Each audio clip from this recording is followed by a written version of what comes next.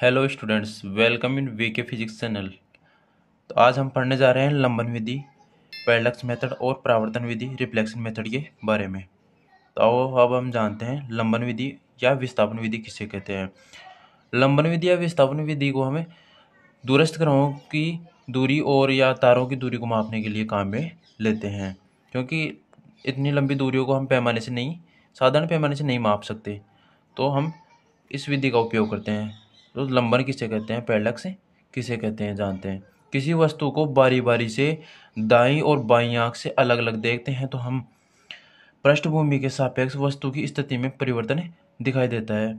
यदि किसी वस्तु को हम एक आंख बंद करके दूसरी आंख से अलग अलग बार देखते हैं तो हमें उस वस्तु की स्थिति में परिवर्तन दिखाई देता है, तो उसे लंबन कहते हैं। आधारक बेसिस दो प्रेक्षण बिंदुओं या आंखों के बीच की दूरी को आधारक कहते हैं।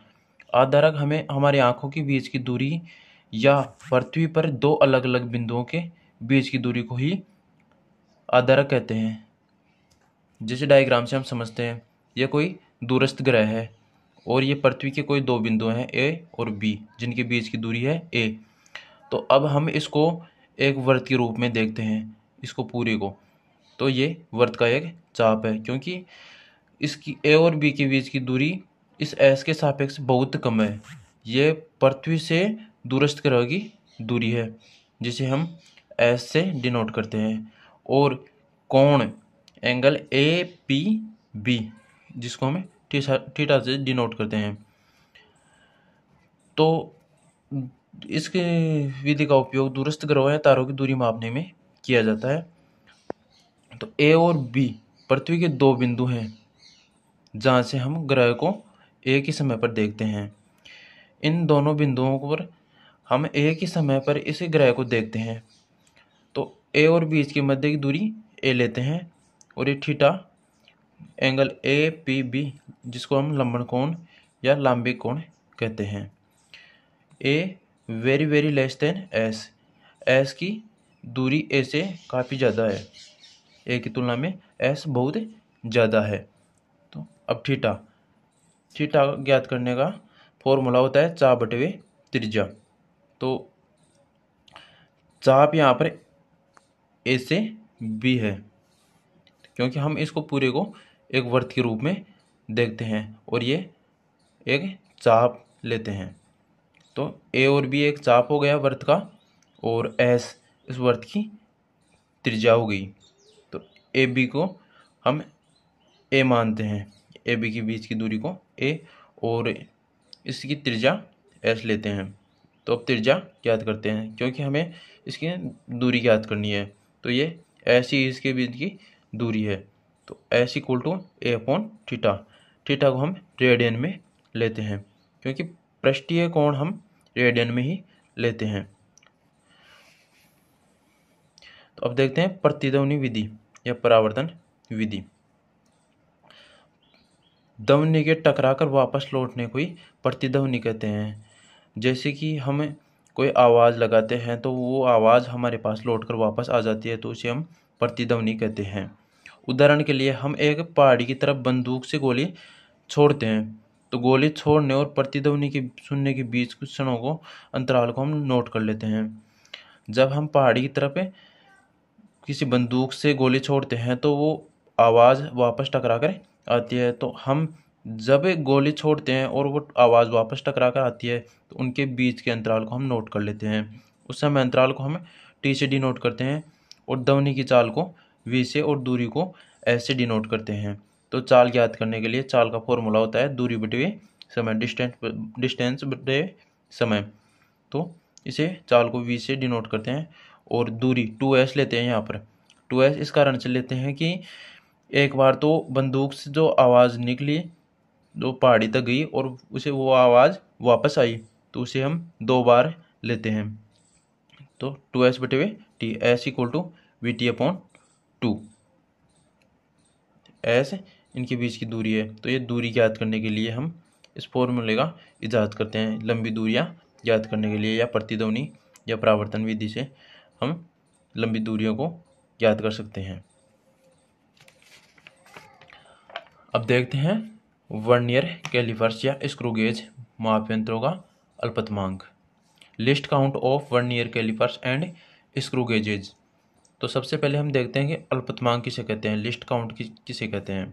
किसी भी उपकरण द्वारा मापी गई सबसे छोटी राशि अल्पतमांक है। क्या हम कोई साधारण स्केल लेते हैं, जैसे कि 10 सेंटीमीटर की स्केल है, तो हम अब 1 सेंटीमीटर में छोटे छोटे 10 खाने होते हैं, तो उसमें एक में हम उन 10 खानों का भाग देंगे तो हमें 0.1 सेंटीमीटर प्राप्त होगा, तो उसका अल्पतमांक हो गया।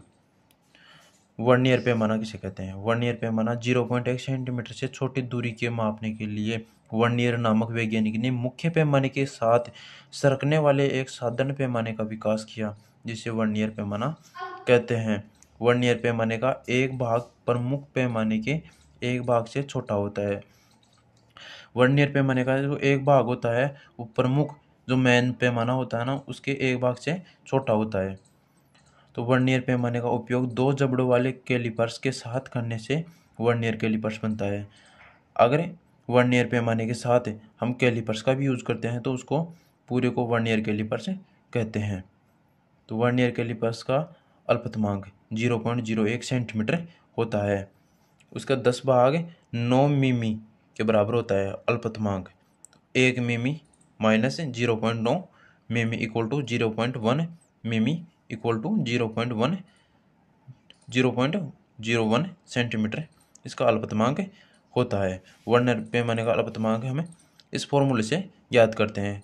प्रमुख पैमाने के एक भाग का मान अपॉन वर्नियर पैमाने के कुल भागों की संख्या।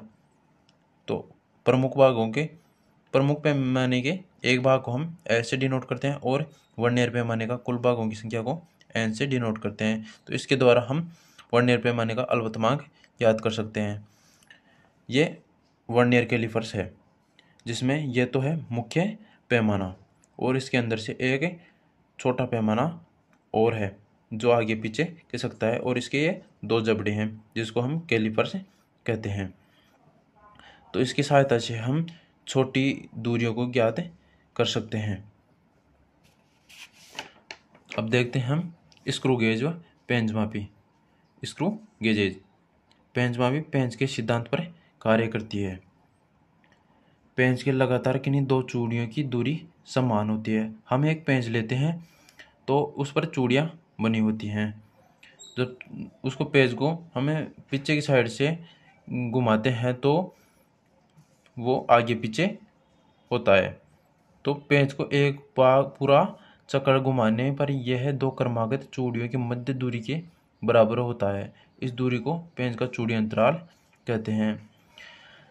2 चूड़ियों के बीच दूरी हमेशा समान होती है। तो पेंच को एक बार पूरा घुमाने पर उनके 2 क्रमागत चूड़ियों की मध्य दूरी होती है, वो उसका चूड़ी अंतराल कहलाती है। तो पेंच मापी द्वारा मापी गई न्यूनतम लंबाई पेंच मापी की अल्पतमांक कहलाती है। पेंच मापी की सहायता से हम किसी भी पेंच का न्यूनतम लंबाई ज्ञात कर सकते हैं, तो वो न्यूनतम लंबाई ही इसकी अल्पतमांक कहलाती है। तो स्क्रू गेज या पेंच मापी को इस प्रकार देखते हैं। ये इसके अंदर प्रधान पैमाना हो गया और ये वर्ताकार पैमाना हो गया अंदर। तो यहाँ पर हम स्क्रू लगाते हैं और उसका अल्पतमांक ज्ञात करते हैं। तो अल्पतमांक ज्ञात करने का फॉर्मूला यह होता है चूड़ी अंतराल बटे हुए वर्ताकार पैमाने पर विभागों की संख्या। तो इसका चूड़ी अंतराल नॉर्मल 0.1 सेंटीमीटर होता है और एक वर्ताकार पैमाने में विभागों की कुल संख्या 100 होती है। तो इसका अल्पतमांक हो गया 0.001 सेंटीमीटर।